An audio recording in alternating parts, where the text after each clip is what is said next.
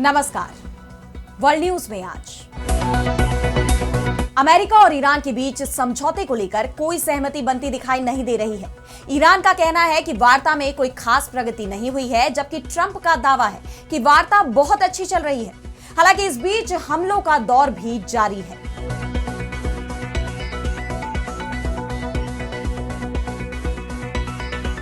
Iran ने America के एक और जहाज पर हमला बोल दिया। कतर और बहरीन में अमेरिकी ठिकानों पर हमले के बाद ये ईरान का एक और बड़ा हमला है, जिस पर अमेरिकी मध्य कमान यानी सेंटकॉम की तरफ से भी बयान जारी किया गया। लेकिन इस बीच अमेरिकी राष्ट्रपति डोनाल्ड ट्रंप को सबसे बड़ा झटका उनके अपने ही देश में लगा है। अमेरिकी संसद में ईरान जंग से जुड़ा प्रस्ताव निचले सदन से पारित हो गया है, जिसके बाद ट्रंप के लिए ईरान पर हमले का आदेश देना मुश्किल हो सकता है। तो ईरान जंग को लेकर ट्रंप को संसद में लगा झटका। क्या अब खत्म होगा ईरान के साथ टकराव? इस पर हम करेंगे विस्तार से चर्चा, लेकिन आइए जरा उन खबरों को भी देख लें जिन पर आगे होगी बात। इजरायल और लेबनान ने सीज फायर लागू करने पर जताई सहमति। अमेरिका की मध्यस्थता में हुआ फैसला। इजरायली पीएम नेतन्याहू ने माना अमेरिकी राष्ट्रपति ट्रंप के साथ हैं मतभेद। संयुक्त राष्ट्र सुरक्षा परिषद के अस्थायी सदस्यों के चुनाव में जर्मनी को मिली हार। भारत को भी लगा झटका। पाकिस्तान भी हो गया आउट। नेपाल में खतरे में आ गई पीएम बालेन शाह की कुर्सी। जिस जेनजी ने बनाया स्टार, अब वही मांग रहे इस्तीफा। पीएम के बयान पर विवाद के चलते राष्ट्रीय सभा की बैठक भी हुई स्थगित। और चलते चलते में देखेंगे, अंटार्कटिका ग्लेशियर में बहता है खून जैसा लाल पानी। क्या है ब्लड फॉल्स का रहस्य? इन सभी खबरों पर हम विस्तार से करेंगे बात, लेकिन पहले एक नजर हेडलाइंस पर। थाईलैंड के पूर्व पीएम थाकसिन शिनावात्रा को मिली शाही माफी। पैरोल खत्म होने से पहले ही मिल गई रिहाई। भ्रष्टाचार के आरोपों में मिली थी सजा। पाकिस्तान के पूर्व पीएम इमरान खान की रिहाई को लेकर उनकी ही पार्टी में बगावत। पीटीआई के कई विधायक बोले बयानबाजी से नहीं आएंगे जेल से बाहर। अमेरिकी राष्ट्रपति ट्रंप की नार्को टेररिस्ट नीति पर उठे सवाल। क्या अमेरिका कर रहा कानून का उल्लंघन? 207 लोगों की मौत के बाद बढ़ा विरोध। अब विदेश यात्रा नहीं कर पाएंगे पूर्व राष्ट्रपति गोटाबाया राजपक्षे। श्रीलंका की कोर्ट ने लगाई रोक। 2019 के ईस्टर बम धमाकों की जांच के चलते दिया आदेश। तो अमेरिका और ईरान के बीच टकराव बढ़ता ही जा रहा है। दोनों देशों के बीच हमले बढ़ते जा रहे हैं, लेकिन समझौते के लिए बातचीत आगे नहीं बढ़ रही। और अब ईरान ने अमेरिका और इजरायल को हमले की खुली धमकी ही दे दी। ईरानी विदेश मंत्री अब्बास अराक्ची ने कहा कि तेहरान ने साफ कर दिया है कि लेबनान की राजधानी पर किसी भी हमले की स्थिति में वो चुप नहीं बैठेगा। पश्चिम एशिया में युद्ध को खत्म करने के लिए कोई भी समझौता तभी मुमकिन है जब उसमें सभी मोर्चों पर लड़ाई खत्म हो, जिसमें लेबनान भी शामिल है। उन्होंने ये भी बताया कि इजरायल ने जब लेबनान पर हमला करने की धमकी दी, तो तेहरान ने संभावित जवाबी हमले के लिए अपनी सेनाओं को पूरी तरह अलर्ट पर रखा था। उनके इस बयान से ठीक एक दिन पहले दोनों देशों ने एक दूसरे पर ताबड़तोड़ मिसाइलें दागी थी। कुवैत और बहरीन में ईरानी मिसाइलों ने तबाही मचाई। वहीं अमेरिकी सेना ने केशम द्वीप को निशाना बनाया। और अब ईरान ने ओमान की खाड़ी में एक अमेरिकी सैन्य जहाज पर भी हमला कर दिया है। ईरानी मीडिया का दावा है कि एक अमेरिकी सैन्य जहाज ईरान की समुद्री सीमा की तरफ बढ़ रहा था। इस अमेरिकी जहाज पर एक कंट्रोल एंड कमांड सेंटर मौजूद था। अपनी सीमा की सुरक्षा के लिए ईरान ने इस जहाज को निशाना बनाया है, जिसके बाद अमेरिकी सेना के मध्य कमान यानी सेंटकॉम ने ईरान के इस दावे को पूरी तरह खारिज करते हुए सोशल मीडिया प्लेटफॉर्म एक्स पर लिखा कि ईरान अब यह दावा कर रहा है कि उसने ओमान की खाड़ी में अमेरिकी नौसेना के एक विध्वंसक जहाज को निशाना बनाया है। यह दावा पूरी तरह गलत है। सच्चाई तो यह है कि ईरान झूठ बोल रहा है। समुद्र में मौजूद हमारे सभी अमेरिकी सैन्य जहाज और उपकरण पूरी तरह सुरक्षित है। सेंटकॉम की तरफ से ये कोई पहली बार ईरान के इस तरह के दावों को खारिज नहीं किया गया है, बल्कि बीते दिन भी सेंटकॉम ने बहरीन और कुवैत में ईरानी हमलों को विफल बताया था। जबकि जो हकीकत सामने आई उसमें कुवैत में एक भारतीय शख्स की मौत तक हो गई। वहां का एयरपोर्ट भी काफी देर तक बंद रहा। ऐसे में अमेरिकी सेना के ये दावे सवालों से घिर गए हैं। यानी ईरान अमेरिका को एक के बाद एक झटके दे रहा है। इसके बावजूद अमेरिका ईरान पर अपनी जीत का ऐलान कर रहा है। अमेरिकी विदेश मंत्री मार्को रूबियो ने house of foreign affairs committee को बताया कि अमेरिका ने जीत हासिल कर ली है। लेकिन सवाल यह है कि अगर अमेरिका जीत गया है तो अब तक कोई समझौता क्यों नहीं हो पाया? ट्रंप ईरान को अपनी शर्तों पर राजी क्यों नहीं कर पाए? पश्चिम एशिया में अब भी जंग की आहट ही क्यों सुनाई दे रही है? हालांकि अमेरिकी राष्ट्रपति डोनाल्ड ट्रंप का दावा है कि इस वीकेंड तक अमेरिका और ईरान के बीच समझौता हो सकता है, लेकिन अब उनके तेवर बदले हुए नजर आ रहे हैं। क्योंकि एक तरफ ईरान अपनी शर्तों पर अड़ा हुआ है, वहीं ट्रंप के लिए अब ईरान के खिलाफ अपनी आक्रामक नीतियों पर आगे बढ़ना भी मुश्किल हो गया है। अमेरिकी संसद से उन्हें बड़ा झटका लगा है। दरअसल अमेरिकी संसद के निचले सदन हाउस ऑफ रिप्रेजेंटेटिव्स ने भी ईरान के खिलाफ युद्ध रोकने के एक प्रस्ताव को अपनी मंजूरी दे दी है। इस प्रस्ताव में ट्रंप से ईरान में सैन्य कार्रवाई रोकने और कांग्रेस की मंजूरी के बिना युद्ध जारी न रखने की मांग की गई है। खास बात यह है कि दोनों सदनों में ट्रंप की रिपब्लिकन पार्टी के पास मामूली बहुमत है। इसके बावजूद ट्रंप इस प्रस्ताव को रोकने में नाकाम रहे। प्रस्ताव के पक्ष में 215 वोट पड़े, जबकि इसके विरोध में 208 सांसदों ने मतदान किया। इस वोटिंग के दौरान रिपब्लिकन पार्टी के 4 सांसदों ने अपनी ही पार्टी के रुख के खिलाफ जाकर डेमोक्रेट्स के इस प्रस्ताव के पक्ष में वोट डाला, जिससे साफ है कि ट्रंप को अब अपनी ही पार्टी में विरोध का सामना करना पड़ रहा है। हालांकि अब यह प्रस्ताव सीनेट में पेश होगा और अगर वहां से भी यह पारित हो जाता है तो ट्रंप के पास अपनी शक्तियों पर लिमिट लगने से बचने के लिए इस प्रस्ताव पर वीटो लगाने का विकल्प बचता है, जिसके बाद इसे पारित कराने के लिए 2/3 बहुमत की जरूरत होगी। लेकिन फिलहाल यह तय है कि ईरान जंग को लेकर ट्रंप मुश्किलों से घिर गए हैं। और अब बढ़ते हैं अगली खबर की तरफ, जहां हम बात करेंगे लेबनान में हुए युद्ध विराम की। तो एक बार फिर लेबनान और इजराइल अमेरिका की मध्यस्थता में युद्ध विराम लागू करने को तैयार हो गए हैं। दोनों देशों ने सीज फायर लागू करने पर सहमति जताई है। दरअसल वॉशिंगटन में वार्ता हुई, जिसके बाद दोनों देशों ने संयुक्त बयान जारी किया और कहा कि क्षेत्र में शांति बहाल करने और लंबे समय से जारी हिंसा को रोकने के लिए कई अहम पॉइंट्स पर सहमति बना ली गई है। हालांकि इस समझौते की सबसे अजीब बात तो यह है कि जिसका हवाला देकर इजराइल लगातार लेबनान पर हमले कर रहा है, यानी हिजबुल्लाह, उसे ही इस बातचीत में शामिल नहीं किया गया। इसके बावजूद समझौते की प्रमुख शर्तें सीधे तौर पर हिजबुल्लाह को ही निशाना बनाती है। इस समझौते में कहा गया है कि यह सीज फायर तभी प्रभावी माना जाएगा जब हिजबुल्लाह पूरी तरह से गोलीबारी बंद करेगा और लिटानी नदी के दक्षिणी क्षेत्र से अपने सभी लड़ाकों और ऑपरेटिव्स को हटाएगा। उन इलाकों में सिर्फ लेबनानी सेना का नियंत्रण स्थापित किया जाएगा और किसी भी गैर सरकारी सशस्त्र समूह यानी हिजबुल्लाह की मौजूदगी स्वीकार नहीं होगी। दक्षिणी लेबनान में विशेष पायलट सिक्योरिटी जोन बनाए जाएंगे। इन क्षेत्रों में लेबनानी सेना को विशेष अधिकार दिए जाएंगे। अमेरिका का मानना है कि यह कदम शांति समझौते की दिशा में अहम साबित हो सकता है। बता दें कि यह समझौता ईरान के दबाव में हुआ है, क्योंकि ईरान ने अमेरिका के सामने शर्त रखी है कि जब तक लेबनान में शांति नहीं होगी तब तक ईरान और अमेरिका में भी कोई डील नहीं होगी।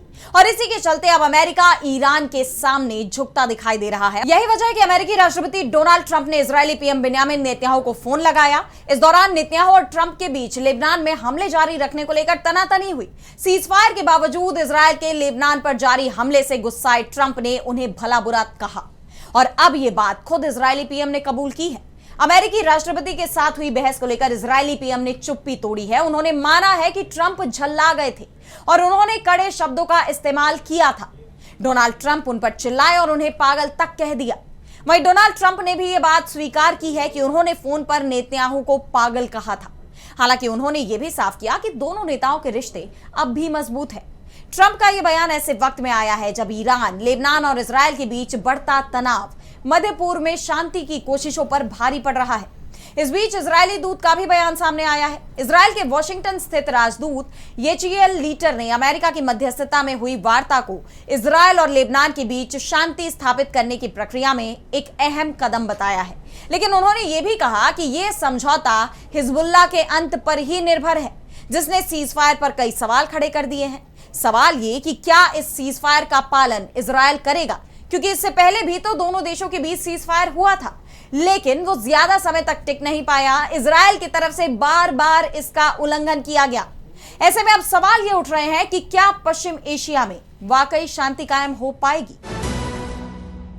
और अब अगली खबर में बात करेंगे संयुक्त राष्ट्र सुरक्षा परिषद के अस्थायी सदस्यों के चुनाव की। तो यूएनएससी में अगले 2 साल के लिए कुछ नए सदस्यों ने अपनी जगह पक्की कर ली है और कुछ पुराने सदस्यों की परिषद से छुट्टी भी हो गई है। सबसे पहले हम बात करें यूएनएससी में किन देशों को अस्थायी सदस्य के रूप में जगह मिली है, तो इसमें त्रिनिदाद, टोबैगो, जिम्बाब्वे, पुर्तगाल, ऑस्ट्रिया और किर्गिस्तान जैसे देशों का नाम शामिल है। पाकिस्तान का कार्यकाल खत्म होने के बाद किर्गिस्तान पहली बार इस परिषद का सदस्य बना है, जो उसकी एक बड़ी उपलब्धि मानी जा रही है। लेकिन जर्मनी इस रेस में पीछे छूट गया, जो उसके लिए तो निराशाजनक है ही, साथ ही यह भारत के लिए भी बड़ा झटका है। दरअसल पश्चिमी यूरोप और अन्य समूह में 2 सीटों के लिए जर्मनी का मुकाबला ऑस्ट्रिया और पुर्तगाल से था, जिसमें पुर्तगाल को 134 वोट मिले, जबकि ऑस्ट्रिया को 131 वोट मिले। वहीं जर्मनी 104 वोट ही हासिल कर सका, यानी उसे हार का सामना करना पड़ा, जबकि जर्मनी संयुक्त राष्ट्र में दूसरा सबसे बड़ा योगदान देने वाला देश है। जर्मन मीडिया संस्थान DW ने अपनी रिपोर्ट में बताया कि रूस ने यूएनएससी में जर्मनी के दावेदारी के खिलाफ जोरदार लॉबिंग अभियान चलाया था। इसकी वजह जर्मनी का यूक्रेन को समर्थन है। वहीं जर्मनी के विदेश मंत्री जोहान वेडेफुल ने भी कहा कि यूक्रेन और गजा में चल रहे युद्धों पर जर्मनी के रुख का असर इस बात पर पड़ सकता है कि देशों ने कैसे वोट दिया। कुछ ऐसे मुद्दे हैं जिन पर हमने हमेशा एक साफ रुख अपनाया है, ऐसा रुख जिन्हें संयुक्त राष्ट्र के सभी सदस्य साझा नहीं करते। अब जर्मनी को मिली इस हार का असर केवल युद्धग्रस्त देशों पर ही नहीं पड़ेगा, बल्कि भारत पर भी पड़ सकता है, क्योंकि जर्मनी उस G4 समूह का सदस्य है जिसके तहत भारत संयुक्त राष्ट्र की स्थायी सदस्यता के लिए जोर लगा रहा है। दरअसल G4 4 देशों का समूह है, जिसमें भारत, ब्राजील, जर्मनी और जापान शामिल है। यह समूह संयुक्त राष्ट्र सुरक्षा परिषद के ढांचे में बड़े बदलाव की मांग कर रहा है, जिसमें स्थायी सदस्यों की संख्या बढ़ाने की मांग भी शामिल है। संयुक्त राष्ट्र परिषद में वोटिंग से पहले जर्मनी के विदेश मंत्री ने जोर देकर कहा था कि जर्मनी के पास एक अच्छा प्रस्ताव है। उन्होंने यूएनएससी में सुधार की वकालत की थी ताकि ग्लोबल साउथ देशों की भूमिका को और मजबूत बनाया जा सके। लेकिन अब जर्मनी को मिली इस हार के बाद भारत को G4 की रणनीति पर नए सिरे से विचार करने की जरूरत होगी। हालांकि भारत के लिए अच्छी खबर यह है कि पाकिस्तान की यूएन से छुट्टी हो चुकी है। ऐसे में अब वो संयुक्त राष्ट्र के मंच पर अपना भारत विरोधी अभियान पहले की तरह नहीं चला पाएगा। अब अगले चुनाव में 2028 और 29 के कार्यकाल के लिए भारत ने भी अपनी उम्मीदवारी घोषित कर दी है। आप जानते हैं कि संयुक्त राष्ट्र सुरक्षा परिषद संयुक्त राष्ट्र का सबसे प्रभावशाली अंग है, जिस पर अंतरराष्ट्रीय शांति और सुरक्षा बनाए रखने और युद्ध रोकने की प्राथमिक जिम्मेदारी होती है। इसमें कुल 15 सदस्य होते हैं। 5 स्थायी सदस्य यानी वीटो पावर वाले देश हैं अमेरिका, रूस, चीन, ब्रिटेन और फ्रांस। वहीं 10 गैर स्थायी सदस्य होते हैं। इन्हें संयुक्त राष्ट्र महासभा की तरफ से 2 साल के सीमित कार्यकाल के लिए चुना जाता है। भौगोलिक प्रतिनिधित्व बनाए रखने के लिए हर साल 5 नए गैर स्थायी सदस्य चुने जाते हैं। और अब अगली खबर में बात करेंगे नेपाल की। तो नेपाल के प्रधानमंत्री बालेन शाह ने संसद में यह कहकर बड़ा राजनीतिक भूचाल ला दिया कि भारत ही नहीं बल्कि नेपाल ने भी कुछ जगहों पर भारत की जमीन पर कब्जा किया हुआ है। उनके इस बयान ने राजनीति में चर्चाओं का बाजार गर्मा दिया। नेपाल के पीएम का विरोध हो रहा है, उनके खिलाफ आवाज उठाई जा रही है और सबसे बड़ी बात तो यह है कि जिस जेनजी ने बालेन शाह को सत्ता के अर्श तक पहुंचाया है, अब वही जेनजी उनके इस्तीफे की मांग कर रहे हैं। नेपाल में कई जगहों पर विरोध प्रदर्शन हो रहे हैं, पीएम के खिलाफ नारेबाजी की जा रही है और मांग हो रही है कि पीएम तुरंत अपने बयान को वापस लें, नेपाली जनता से माफी मांगे और इसके साथ ही अपने पद से इस्तीफा दें। और अगर वो ऐसा नहीं करते हैं तो देश भर में प्रदर्शन तेज करने की भी चेतावनी दी गई है। कई छात्र संगठनों ने अपने ही प्रधानमंत्री के बयान को राष्ट्र विरोधी बताया है। उनके खिलाफ छात्रों की तरफ से काठमांडू में मशाल जुलूस भी निकाला गया। अब इन हालात में सवाल यह उठ रहा है कि आखिर ऐसा क्या हुआ जिससे पिछले साल देश में हुए हिंसक विरोध प्रदर्शनों के बाद युवाओं की पहली पसंद बनकर उभरे बालेन शाह को छात्रों का इतना गुस्सा झेलना पड़ रहा है। तो इसके पीछे कई वजहें सामने आ रही हैं। पहला, बालेन शाह का बयान उनके देश में नेपाल के पारंपरिक क्षेत्रीय दावों को कमजोर करने वाला माना जा रहा है, जिसे लेकर छात्रों में नाराजगी है। और ये नाराजगी इस कदर है कि बड़े छात्र संगठनों के गठबंधन ने एक संयुक्त बयान जारी कर प्रधानमंत्री को सीधे अल्टीमेटम दे दिया। साफ कह दिया कि ये सिर्फ जुबान फिसलने का मामला नहीं है, बल्कि नेपाल के राष्ट्रीय हितों और संप्रभुता के खिलाफ है। और ये पीएम से छात्रों की नाराजगी की कोई पहली वजह नहीं है, बल्कि पीएम के कुछ और फैसलों को लेकर भी छात्रों में आक्रोश है। इस साल की शुरुआत में बालेन शाह सरकार ने अपने सुधारवादी एजेंडे के तहत देश के शैक्षणिक संस्थानों से छात्र राजनीति और छात्र संगठनों को सीमित करने का आदेश जारी कर दिया था। सरकार के इस फैसले का छात्रों ने विरोध किया और मामला कोर्ट तक पहुंच गया। हालांकि नेपाल के सुप्रीम कोर्ट ने सरकार के इस फैसले पर रोक लगा दी, जिससे सरकार की काफी किरकिरी भी हुई थी। और अब पीएम के सीमा विवाद वाले बयान ने छात्रों की नाराजगी बढ़ाने का काम किया है। युवाओं के मुताबिक बालेन सरकार युवाओं को नजरअंदाज कर रही है, जिसके बाद उनका आक्रोश भी लगातार बढ़ता जा रहा है और उन्हें अब विपक्ष का साथ भी मिल रहा है। बालेन शाह की सीमा टिप्पणी पर नेपाली संसद में हंगामा देखने को मिला। विपक्षी सांसदों के लगातार विरोध के बाद संसद के उच्च सदन राष्ट्रीय सभा की बैठक तक स्थगित करनी पड़ी। राष्ट्रीय सभा के अध्यक्ष नारायण प्रसाद दहल ने सदन की कार्यवाही 9 जून तक के लिए स्थगित कर दी। अब देखना यह होगा कि नेपाल की राजनीति में शुरू हुआ यह विवाद कहां जाकर थमता है। जेनजी की नाराजगी का बालेन शाह की कुर्सी पर क्या असर पड़ता है? क्या वो अपनी कुर्सी बचाने में कामयाब हो पाएंगे? ये देखना होगा। और अब चलते चलते मैं बात करेंगे एक ऐसे झरने की जहां पानी की जगह खून बहता है। अब आप सोच रहे होंगे कि क्या सचमुच वहां खून ही बहता है या कुछ और? तो आइए जरा इसे समझने की कोशिश करते हैं। और सबसे पहले आप एक ऐसी जगह के बारे में सोचिए जहां दूर दूर तक बर्फ की सफेद चादर बिछी हुई हो और अचानक उस बर्फ के बीच से गहरा लाल रंग का पानी बहने लगे, बिल्कुल खून की तरह। तो कैसा लगेगा? जाहिर सी बात है, आप घबरा जाएंगे, सोचेंगे कि कहीं ये खून तो नहीं, और अगर ये खून है तो ये कहां से आया, ये किसका खून है और इतना सारा कैसे है? दरअसल ये जगह अंटार्कटिका में मौजूद है और इस लाल झरने को लोग ब्लड फॉल्स कहते हैं। तो क्या वाकई इस झरने से खून ही बहता है? अब इस सवाल का जवाब जानने के लिए हमें 1 सदी पीछे जाना होगा। दरअसल बात साल 1911 की है। ग्रिफिथ टेलर नाम के एक खोजकर्ता अंटार्कटिका की बर्फीली वादियों में घूम रहे थे और अचानक उनकी नजर एक बर्फ के पहाड़ पर पड़ी जहां से लाल रंग का पानी गिर रहा था। वो ये देखकर एकदम हैरान रह गए। बाद में सम्मान के तौर पर इस पहाड़ का नाम उन्हीं के नाम पर टेलर ग्लेशियर रख दिया गया। शुरू में लोगों को लगा कि शायद बर्फ के नीचे कोई खास लाल रंग की काई उगाई है जिसकी वजह से ये पानी लाल हो गया है। लेकिन जब वैज्ञानिकों ने पानी की जांच की तो एक बहुत ही चौंकाने वाली बात सामने आई।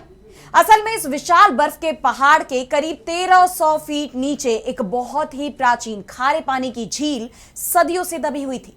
समय के साथ बर्फ बढ़ती गई और उसने पूरी झील को एक ढक्कन की तरह बंद कर दिया। अब इस दबी हुई झील के पानी में बहुत सारा लोहा घुला हुआ था। अब आप सोच रहे होंगे कि पानी तो अंदर था, फिर वो लाल कैसे हुआ? दरअसल इसके पीछे कुदरत का एक बहुत सीधा सा नियम है। जब ये लोहे और नमक से भरा पानी बर्फ की दरारों से रिसता हुआ बाहर की तरफ निकलता है तो वो बाहर की ताजी हवा यानी ऑक्सीजन के संपर्क में आता है, और जैसे खुली हवा में रखे किसी लोहे के टुकड़े पर लाल जंग लग जाती है, ठीक वैसा ही असर इस पानी पर होता है। हवा से मिलते ही पानी में मौजूद लोहा लाल रंग में बदल जाता है और बहता हुआ बिल्कुल खून जैसा दिखने लगता है। अब क्योंकि इस पानी में नमक बहुत ज्यादा है, इसलिए अंटार्कटिका की भयंकर ठंड में भी ये जमता नहीं है और लगातार बहता रहता है। तो देखा आपने कि बर्फ के बीच से गिरता ये लाल पानी असल में खून नहीं बल्कि एक कुदरती नियम का नतीजा है, जिससे लोग पहले तो अनजाने में डर जाते हैं लेकिन बाद में इसके बारे में पता चलते ही इसकी दुर्लभता को समझ पाते हैं, इसकी वीडियोस बनाते हैं और इस दिलचस्प झरने के बारे में दूसरों को भी बताते हैं। तो कैसी लगी आपकी रिपोर्ट हमें कमेंट सेक्शन में बताइए। लेकिन आज वर्ल्ड न्यूज में बस इतना ही। देश दुनिया की तमाम बड़ी खबरों के लिए आप देखते रहिए डीबी लाइव और मुझे दीजिए इजाजत। नमस्कार।